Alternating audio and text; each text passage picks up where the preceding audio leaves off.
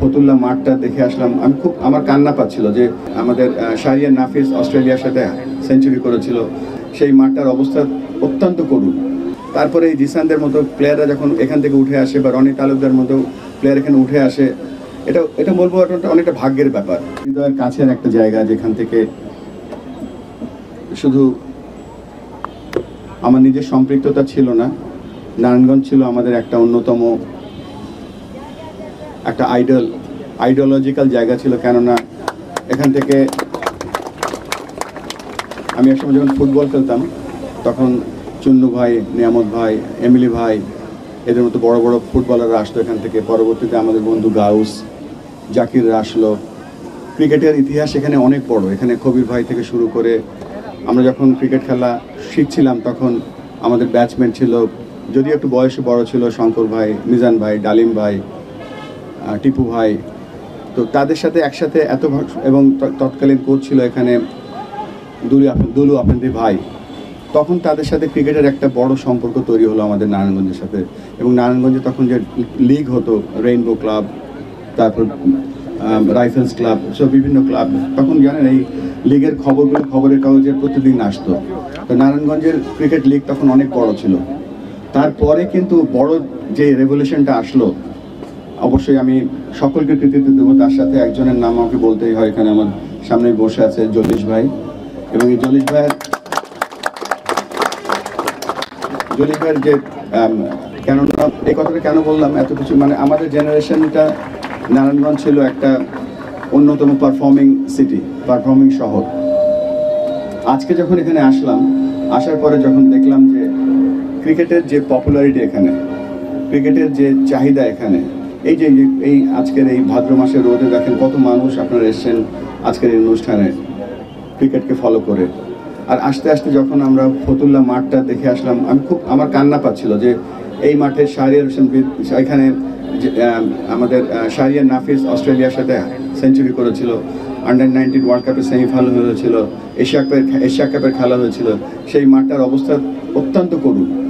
এবং আপনারা জানেন যে ক্রিকেট খেলার জন্য সবথেকে বড় যে ইনগ্রিডিয়েন্টসটা দরকার খেলোয়াড়দের পাশাপাশি, সেটা হচ্ছে ফেসিলিটি। এবং এই ফেসিলিটির যে অবস্থা দেখে আসলাম ফতুল্লা, যেটা আমাদের একটা ন্যাশনাল স্টেডিয়াম, আমার মনে হয় এখানে অনেক অনেক অনেক কিছু করার আছে। আজকে যেখানে দাঁড়িয়ে কথা বলছি, গতকালকে আপনাদের নারায়ণগঞ্জের খেলে জিসান আলমের যে একটা অর্ধশত রান দেখলাম কালকে টপ এন্ড T20-তে। আর যখন দেখছিলাম যে জিসানের 50, আর আজকে দেখলাম জিসান যেখানে প্র্যাকটিস করে, মানে এটা আমি মিলাতে পারছিলাম যে ওয়ার্ল্ড স্ট্যান্ডার্ডে সে 50 করছে T20 ক্রিকেটে, আর তার ওয়েটিস ফ্যাসিলিটি এখানে কি। জাহাঙ্গীর খুব প্রাউড করছিল যে আমার এখানে 3টা উইকেট আছে। যখন একটা কোচ, যখন জেলা খুশি হয়ে যায় অনলি 3টা উইকেটে, তারপরে এই জিসানদের মতো প্লেয়াররা যখন এখান থেকে উঠে আসে বা রনি তালুকদার মতো প্লেয়ার এখানে উঠে আসে, এটা বলবো অনেকটা ভাগ্যের ব্যাপার। এখানে 3টা কেন, এখানে 30টা উইকেট থাকা উচিত।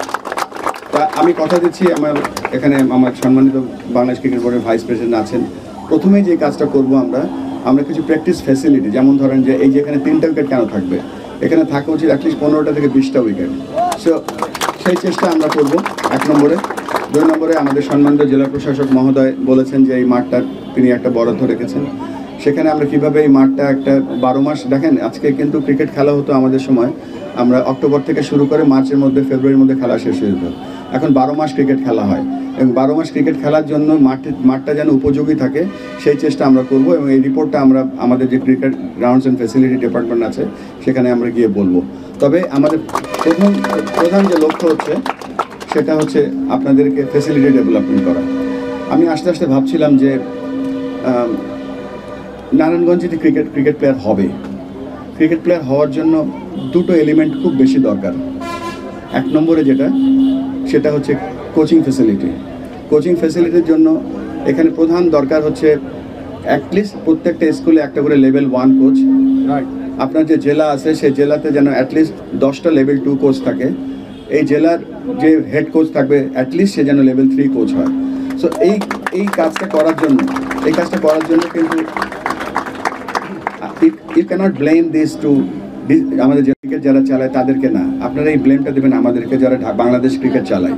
তো আমরা দায়িত্ব নিয়ে বলছি যে আমাদের যে কোচ তৈরির যে আমাদের প্ল্যানটা আছে, এবং নারায়ণগঞ্জকে আমরা উইদিন 1 থেকে 1.5 বছরের মধ্যে আমরা এতটাই স্বাবলম্বী করার চেষ্টা করব যে নারায়ণগঞ্জকে আর ঢাকায় যেতে হবে না, ঢাকায় নারায়ণগঞ্জে বসেই তারা তাদের নিজস্ব কোচ প্রডিউস করবে লেভেল 1, অ্যাটলিস্ট লেভেল 1 এবং লেভেল 2-র জন্য হয়তো ঢাকায় যাবে। আপনারা জেনে খুশি হবেন যে বাংলাদেশ ক্রিকেট বোর্ড এখন চেষ্টা করছে একটা ট্রেনিং অ্যান্ড এডুকেশন ডিপার্টমেন্ট খুলতে। সেখান থেকে আমরা ম্যাচ অফিসিয়াল যারা আছে, আম্পায়ার্স আছে, ম্যাচ রেফারি আছে, তাদেরকে প্রশিক্ষণ দেওয়া হবে, কিউরেটর কোর্স করানো হবে, অফকোর্স সেখানে আমাদের কোচিং কোর্সগুলোও করানো হবে। সব কিছুই এখন পাইপলাইনের মধ্যে আছে। দোয়া করবেন যেন এই যে কথাগুলো আজকে বলে যে যাচ্ছি বা বলছি, এটা যেন আমরা বাস্তবে রূপান্তরিত করতে পারি। কেননা এটা কিন্তু আমি কেন এত কনফিডেন্টলি বলছি এই কথাগুলো, এই কাজগুলো আমি গত 19 বছর আইসিসিতে এবং এসিসিতে করে এসেছি। এই নিডটা, এই যে দরকারটা, মানে দরকারটা এই জন্য বলছি যে একটা ছেলে ক্রিকেট খেলবে, এটা তার একটা নাগরিক চাওয়া। এটা আমাদের উচিত সে যেন ভালো করে ক্রিকেট খেলতে পারে, ভালো করে ক্রিকেট খেলে একজন বাংলাদেশের ভালো নাগরিক হতে পারে। আজকে আমি আমাদের জেলা প্রশাসক মহোদয়ের সাথে কথা বলছিলাম, উনি গ্রিন অ্যান্ড বিউটি একটা গ্রিন অ্যান্ড ক্লিন একটা প্রজেক্ট নিয়েছে। আমি জেলা প্রশাসক মহাশয়কে আমি রিকোয়েস্ট করব আমাদের মাঠটা যেন সবসময় গ্রিন থাকে। আপনি প্লিজ ওই হেল্পটা করবেন।